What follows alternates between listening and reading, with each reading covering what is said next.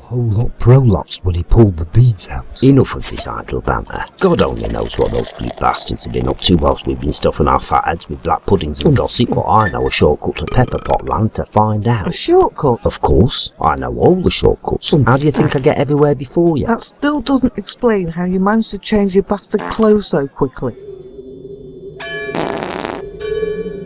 You swear too much.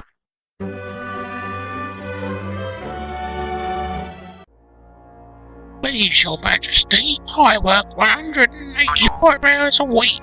I only make tuppence. I need me tax credits to pay the rent on me Safeways box. Take it up with your boss, you tiresome polyp. I've got better stuff to do than listen to your apathetic whining, such as tonguing Rebecca Brooks's chocolate starfish. You're my boss. In that case, you're fired for criticising the government. Now fuck off, you lazy turd. Come, George, we must prepare for the oncoming battle against the forces of socialist evil. Jawohl, mein Führer.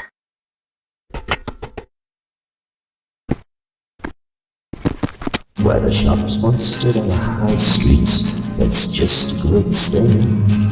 There's a light descended on light, so now the place lives up to its name. They're bringing back workhouses to exterminate the poor. Now the Britain's working classes have become notorious fools. All selfish people selling out their souls. Talking to the asses from within their toilet bowl. The disabled man or the should be nice in our room. They should respect their riches and their slack and fly through the returns. And the papers keep on telling us that the dogs they know best. Well, it's true, they do, but that's superior to the rest. So sit back and watch as the love begins to manifest. What a depressing little bastard. Yeah, he's never been the same since his arse prolapsed. So this is a shortcut to Pepperpotland, is it? Yeah, Mr. Wilson's back garden, 14 Evergreen Terrace, Bispham. It's a shortcut to almost every known place in multiverse. Honest, if anybody watching this wants to put it to test, just make sure you trample Bastard's dahlias on the way across his lawn. Old friend of yours, is he? Ex-landlord. Don't forget to chuck a boulder from his rockery through his greenhouse on the way in. It's all part of the magic.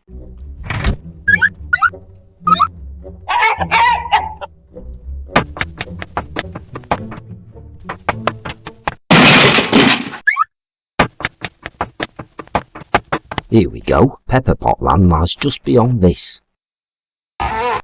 So Ben Elton's a bigger twat than Pol Pot? At least Pol Pot was an honest bona fide bastard. Back in the 80s, Ben Elton reckoned he was such an angry man in his sparkly jacket, staunchly anti-Thatcher on the left-wing racket, alternative, socialist. He wasn't very funny, but his heart lay in the right place. 5 years later, royal variety. Yes, ma'am, no, ma'am, so much for notoriety. Made his fortune, dropped the left wing, tongue the fucking Queen's ass, the fucking lying two-face. But the world's full of idiots who get more right-wing as they grow older. Yeah, and they're all cunts and all. But Ben Elton never was politically correct or a socialist in the first place. He only said that because he was popular with the Panthers and brought the longer in. He moaned that Benny Hill was sexist. Oh, that when he died, he proclaimed I never fucking said that. Lying, greedy, sad, self-righteous, specky, four-eyed, short-ass tip like Jimmy Carr. He's another money-grabbing, right-wing bastard pretending to be left-wing. That's why I cannot stand the obnoxious, twatty hypocrite. His novels are shit as well. Waste of a fucking good tree if you want my opinion. To be honest, I didn't. You got it anyhow.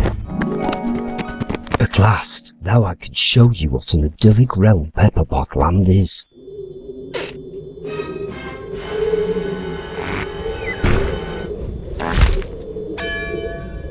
You stupid twat! This is Southend-on-Sea! Now, this is Pepperpotland. After just 28 minutes of blue bastard rule, all the libraries have been bulldozed to stop the literate getting ideas above their station. The disabled and the poor have been reduced to begging in what's left at streets, and the municipal parks have all been turned into dogging grounds for the House of Lords and tax-dodging celebrities. The bankers and the aristocrats live up there and hanging fell. They take it in turns to see who can piddle on the farthest peasant from the turret, bit like Eamon Goworth in Schindler's List. Now I'm really angry, by gum. I'm tempted to write a very stern letter to the House of Lords Standards Committee, except they'll all be stoned and fisting a Widdicombe at this time of the afternoon. It's time we located the resistance.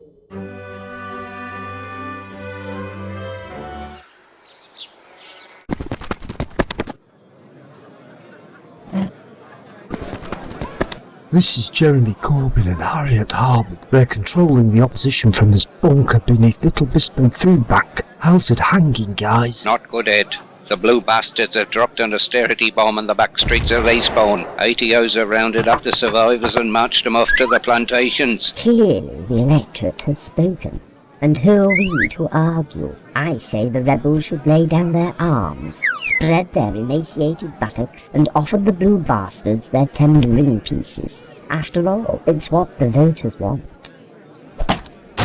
Not the ones what voted for you, you stupid bitch. So, Ed, what's the plan? We need to hit them hard with an open letter to the Times, explaining their injustices and calling on the elite to be more understanding to those less fortunate. Yeah, we could do that if we were great big puffs. I, on the other hand, reckon retaliatory strikes using tanks and bazookas stuffed up their fat unhealthy rectums might prove more effective. We've got Lord Seward in the back. I suggest we stuff him with gelignite and post him through the Tory party headquarters window. Now that I'd pay good money to see, unlike Lord Sewell himself, who despite being a colossal pervert, is also a tight-fisted bellend. But the situation is hopeless, Jeremy. We're too poor to have weapons of our own. That's where you're wrong, Ed, me old bent-nosed macker. Us lot in grassroots have been busy while you've been off gallivanting around the multiverse. How many floors has this cellar got? Gentlemen, and the fourth wall-breaking fishwife, I give you Stephen Hawking, inventor of the internet, the clockwork radio, silly party, and the Rubik's dodecahedron collider. You bitches! Yours are just in time, innit, to witness my main invention for your fat mama fucking bonnets, right? Has he blown a fuse? Boys and pimps, we present you with the Pepperpot Mach 1 Cowabunga.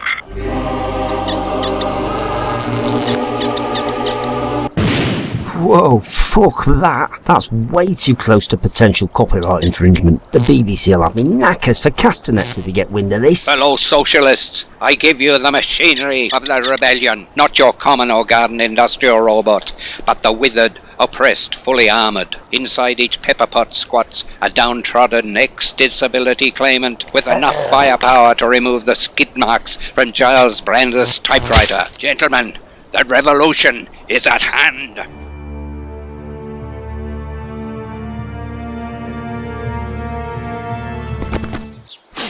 I smell trouble brewing, George. There are stirrings in the gusset of the great unwashed. Fetch me my spin doctors to ever so gently pop the bootin'. Yes, my peach-button retard.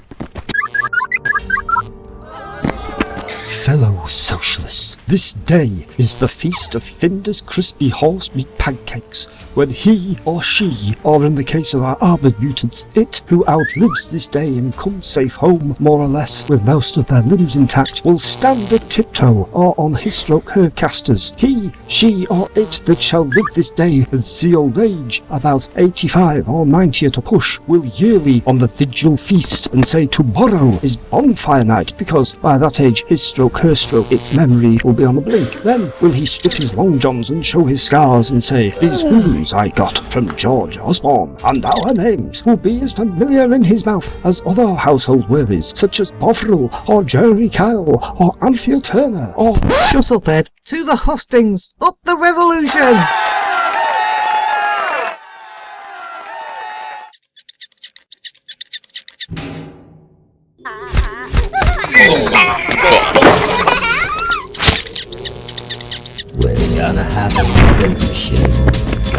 It's a new constitution. Tear down all the old institutions that fuck those Tory twats. There's always a better solution. It's political revolution. And some followers of found absolution. Never Tory twats. When we call them parasites, stop to the out. Because yours is her. It's a rent town. We're the leaders of a new generation. Wanna build ourselves a brand new nation. Something masturbation. Something Tory twats. Dum-dee barbarian. Something jism. Tra-la-la-la-la-la-schism. Dum-dee-dum Tory twats. Yeah, probably should be released now soon. How are you doing that? I've no idea. The subtitles must be broken. It would appear that words do make the best weapons after all.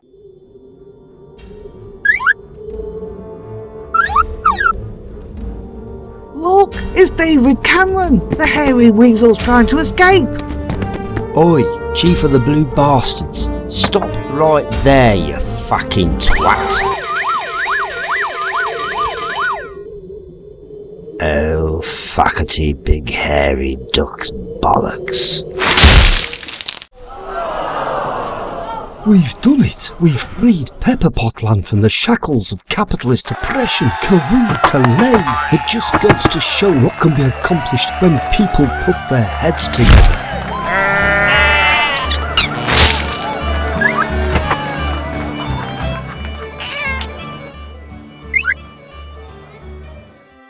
And so Pepperpotland was saved, thanks to the courage of one young socialist woman from Fleetwood. I didn't do anything. Over the coming weeks, the greedy corporations would be nationalised, the NHS rebuilt, and the downtrodden offered new hope. And soon Pepperpotland once more prospered under a better socialist, egalitarian ideology.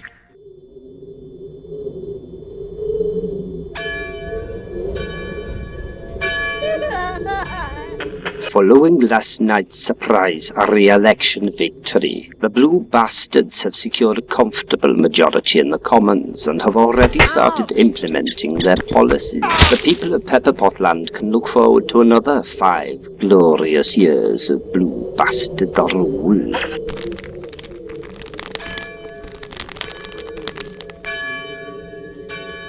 Fucking unbelievable.